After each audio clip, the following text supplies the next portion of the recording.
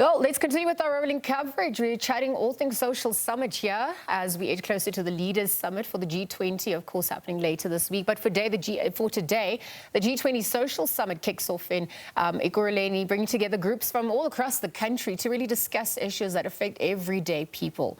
Deputy President Paul Mashatile is set to deliver the opening address, also hand over for the next 3 days the focus, which will shift to inclusion, into social justice and sustainable development. Perhaps for more on this, we're going to be speaking now to SABC News anchor Ayanda Nyathi, who is in Boksburg.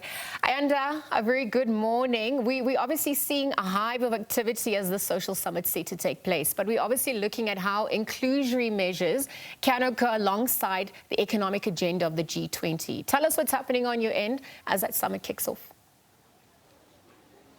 So welcome to the Boksburg Hotel. This is where the G20 Social Summit is going to be taking place. And tell you what, this is, we're told, not just any other meeting. It's meant to be a gathering of civil society organizations that are very keen to make their voices heard. And this is certainly going to be our approach for you as the SABC News channel as we continue the build-up to the main G20 Leader Summit, expected, of course, this weekend. A number of grassroots levels organizations are here. And of course, the idea is to try and make sure that the concept, or the idea as we understand it in South Africa, of a social compact can be realized. In other words, the fact that if you want to effect change, it's not only about government and global heads of state, it's also about these organizations that are actually embedded in society and who will certainly help us in some ways to effect that change. What we're anticipating later on, of course, is the keynote address from Deputy President Paul Mashatile. Before that, there'll be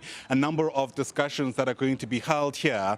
And from the organizations we have been able to spot, it's not only about, of course, ensuring that their voices are heard within government, but it's about making sure that issues such as inequality, poverty, unemployment, the huge gap between the rich and the poor are finally breached. And these are conversations that are certainly not new. And I think the skeptics among us will be very quick to point out that often there's a feeling that these kind of gatherings are nothing but talk shops. So what we'll be looking out for in the time that we spend here at the Boksburg Hotel is whether or not that issue is being addressed. In other words, how are we going to move on the other side of these 3 days from just those conversations, perhaps resolutions on paper, to finally making sure that people on the ground are able to see through to some of these objectives, for lack of a better term. Like I mentioned, a number of civil society organizations are already here. The stage is set. You're not able to see it now, but I have no idea. We'll be able to get you a sense of what that looks like. Hundreds of people, it seems, are going to arrive. Security is tight, and it may be a gloomy Tuesday morning, but I'm telling you, people are rearing to go to finally have those discussions around how civil society organizations can work with government to effect the kind of change that was envisioned when the G20 grouping was established in the late 1990s. First, it was just a meeting of finance ministers and Sherpas. Later on, there was a realization that, in fact, this is not just about having financial or issues to do with the economy, but it's about international relations and multilateralism, and that's when heads of states were roped in.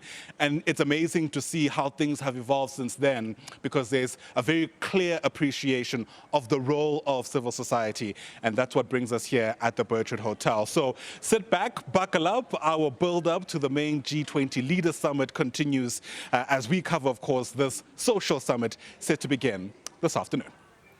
Well, Ayanda, obviously, you know, it's the first time that's being held on African soil. And so African context is so important to drive the agenda. If you're on the ground looking at some of the sentiments that have been echoed, anything being reflected at this point? I mean, what does the Global South also need from the G20 agenda at this point?